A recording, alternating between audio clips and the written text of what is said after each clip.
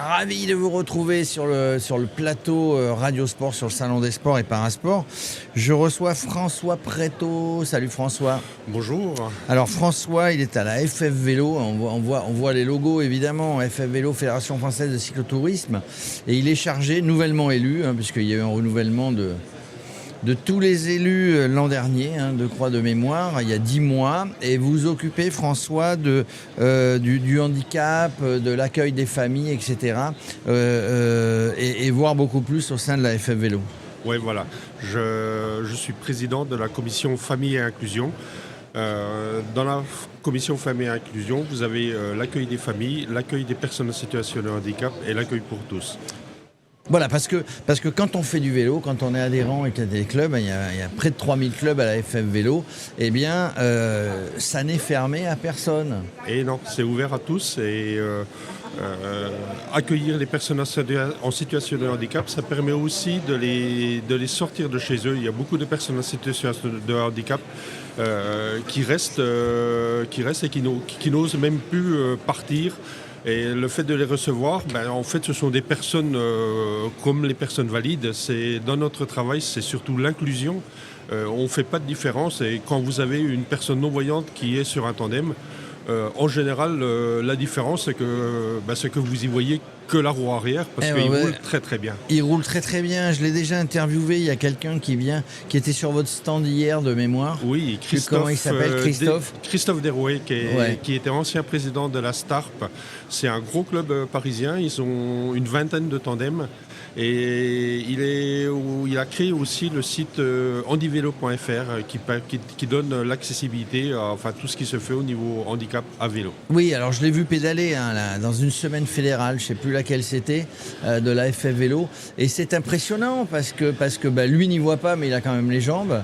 Et puis il a un valide, entre guillemets, qui est devant, qui pédale aussi. Et c'est tout un travail de synchronisation entre les deux. Alors, tout à fait. On forme des pilotes et on est à la recherche de personnes qui veulent être formées pour pouvoir accueillir des personnes non-voyantes. Enfin, non-voyantes, mais c'est aussi des personnes qui ont des problèmes d'équilibre qu'on peut recevoir sur les tandems.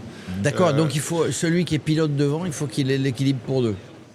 Oui, c'est un peu ça, mais disons que je ne maîtrise pas tout, je suis pas tout bib à la base. Moi, je travaille dans la recherche agricole, mais accueillir les personnes en situation de handicap, c'est surtout une question de bon sens et d'être ouvert à tous, quoi. Oui, c'est ouvert à tous. Alors vous parliez d'inclusion, c'est-à-dire que personne ne doit se sentir exclu, personne ne se sent exclu à la Fédé, dans tous les clubs, parce que tout le monde, et il y a peut-être des parcours adaptés, des choses qu'on peut faire, des choses qu'on ne peut pas faire. Par contre, ce qu'on sait, c'est qu'on peut adapter les vélos. Alors on peut adapter les vélos, on peut adapter les parcours. Il est bien aussi de signaler sur les parcours les obstacles qu'il peut y avoir pour les personnes en situation de handicap. Je pense notamment aux chicanes où un tandem ne va pas pouvoir passer. Un on-bike, donc un vélo où on avance grâce au bras. Qu'on est allongé et qu'on avance au bras. Ce sont des vélos assez bas, donc il suffit que vous ayez un trottoir de 10 cm et une personne valide peut descendre de son vélo et monter sur le trottoir. Une personne qui a des problèmes en situation de handicap ne peut pas le faire. Voilà. Du coup, ça veut dire que tous ces parcours, vous avez des relais sur le terrain, évidemment, on parlait de 3000 clubs. Ça veut dire que tous ces parcours sont testés, tous ces parcours sont étudiés? Alors, c'est un travail qui commence et c'est surtout voir les présidents de clubs pour leur expliquer l'intérêt qu'ils ont de recevoir les personnes en situation de handicap, qui n'aient pas peur de les recevoir parce qu'on a toujours peur de l'inconnu et que c'est surtout une richesse pour eux d'accueillir un nouveau public. Alors que ce soit les personnes en situation de handicap, que ce soit les familles, parce que je parle tout le temps d'accueillir les jeunes de moins de 50 ans, car ce sont eux l'avenir. Et si on s'en tient, en général, les personnes viennent à la Fédé à partir de 50 ans. c'est un âge clé, mais si on s'en tient à ce public-là, on va finir par mourir. Il faut c'est clair, il faut renouveler. Il faut renouveler. Et du coup, vous, dans votre commission, vous êtes président de cette commission-là, vous travaillez aussi avec Isabelle Gautron, la DTN, oui. vous travaillez avec le médecin fédéral. Oui. J'ai suivi dernièrement une formation éducateur sportif sport santé avec Patrice Delga, qui est notre médecin fédéral et qui est très complémentaire du handicap. Alors une personne en situation de handicap n'est pas une personne malade, c'est une personne en bonne santé la plupart du temps. Et le sport santé permet d'accueillir aussi des personnes en situation de maladie chronique, des personnes obèses ou des personnes qui font suite à une maladie comme un cancer, où on s'aperçoit que l'un des meilleurs traitements, c'est le mouvement.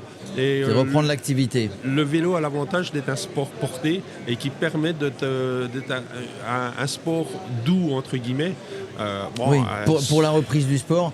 Et puisqu'on est au Salon des maires ici, Salon des maires et des collectivités, du coup, parce que vous avez décerné des labels, hier, vous avez les labels Ville Vélo, c'est comment c'est Territoire Vélo. Vous travaillez forcément avec les collectivités, vous travaillez avec les mairies, vous travaillez avec les métropoles pour mettre en place, justement, parler de parcours adaptés. Tout à fait. Alors, on a une commission qui travaille sur les territoires vélos et on est en contact avec les différentes commissions justement pour qu'ils intègrent cette idée de parcours adapté à tous et que ça soit une signalisation, et dans les clubs, quand on fait une randonnée, qu'il y ait quand même des places pour des personnes en situation de handicap assez proches, éviter la barrière, éviter des choses, mais c'est du bon sens, quoi. C'est du bon sens et tous ces parcours, on les retrouve certainement sur le site, un endroit spécial. Ça vient gentiment. Il y a un changement de mentalité. D'accord. Et vous mettez tout ça en place petit à petit. Il ne faut pas se presser, il ne faut pas rater les marches. Disons que même si je suis encore en activité, je n'hésite pas à aller dans les assemblées générales des CODEP, à droite ou à gauche. Un CODEP, c'est un comité départemental. Un comité départemental. Donc, j'étais en Vendée samedi dernier. Je suis à Besançon vendredi. Vous y allez à vélo? Non.